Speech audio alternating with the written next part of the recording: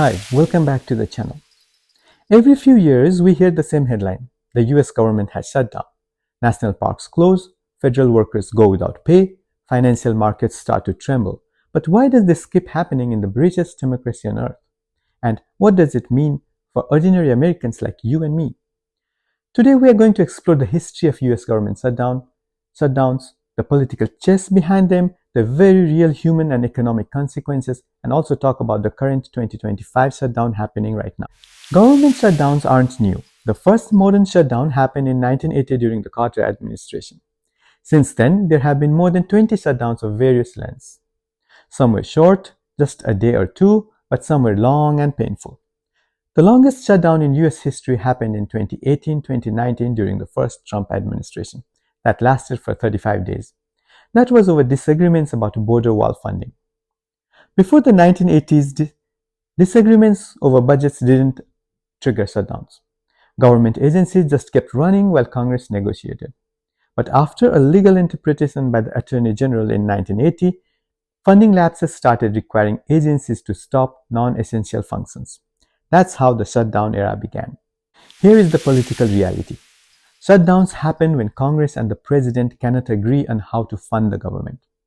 The federal budget must be passed every year, or at least temporary funding bills known as continuing resolutions.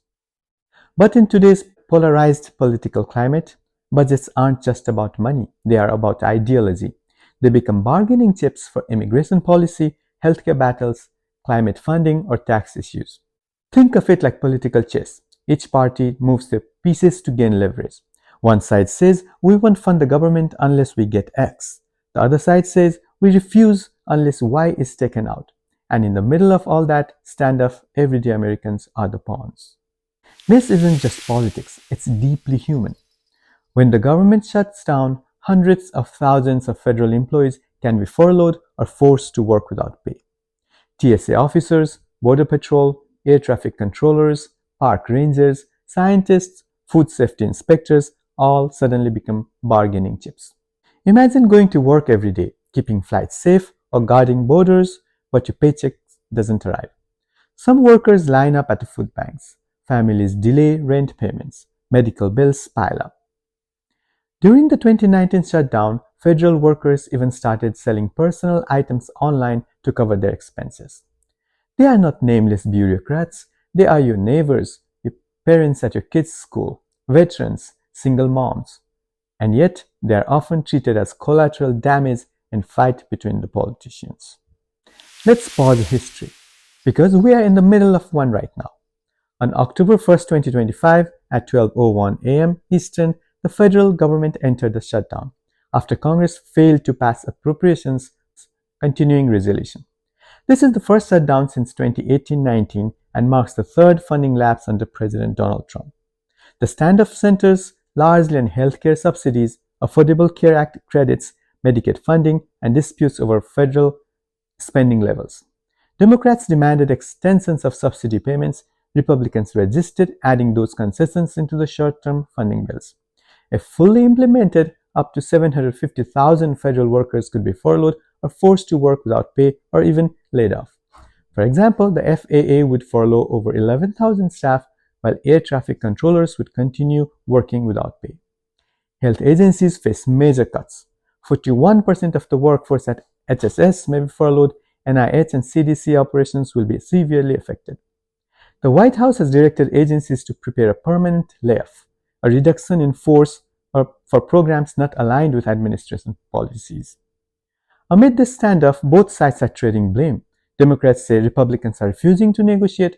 Republicans say Democrats are making demands that derail the simple budget extension. Essential programs like Social Security, Medicare, and Medicaid remain funded because they are mandatory spending, but many discretionary and regulatory functions pause or decline.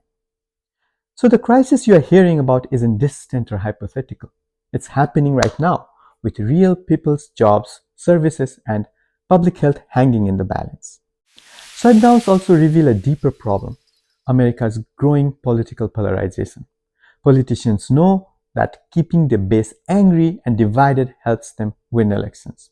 So they frame shutdown fights not as policy disputes but existential battles.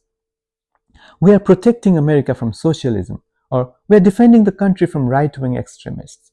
This framing hardens divisions and makes compromise look like betrayal. The tragedy?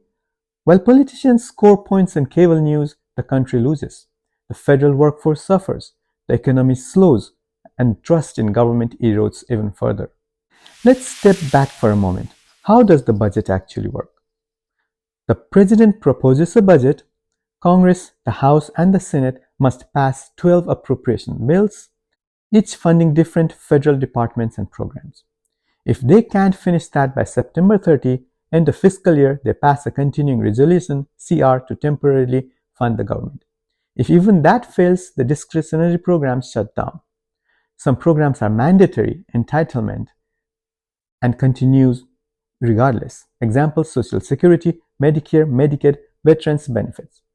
The use of CRs is so common that many years never see passage of all 12 bills before the deadline, which means work and planning constantly get disrupted. Shutdowns don't just affect workers, they ripple across the economy. Stock market investors hate uncertainty.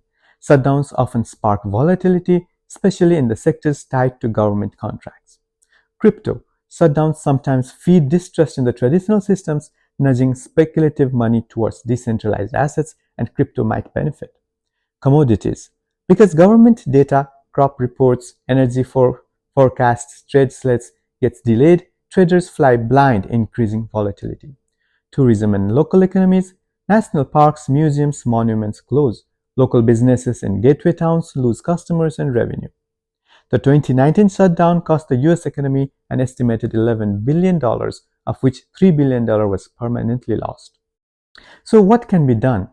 Enact automatic baseline funding to keep government running even when Congress misses deadlines. Reform the system so compromise is rewarded, not punished. Limit or ban policy riders in discretionary bills that inflict conflict. Strengthen public pressure and media accountability so shutdown brinkmanship is seen as failure, not spectacle.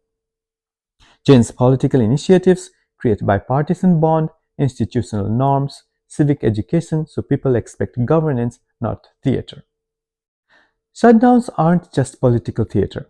They are real-life crises that affect families, businesses, and the nation's stability. They remind us politics isn't a chessboard of faceless pieces, but a struggle of lives, livelihoods, and trust. Today, we are living through one. Not decades ago, not in some distant Washington, D.C. drama. It's here now. You and I are the part of the story.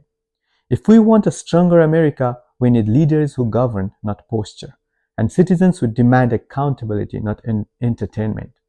Because at the end of the day, a shutdown doesn't just close offices, it can close hope. If you like the content, please hit like and subscribe. I'll bring more similar contents in the future videos. Thank you and keep watching.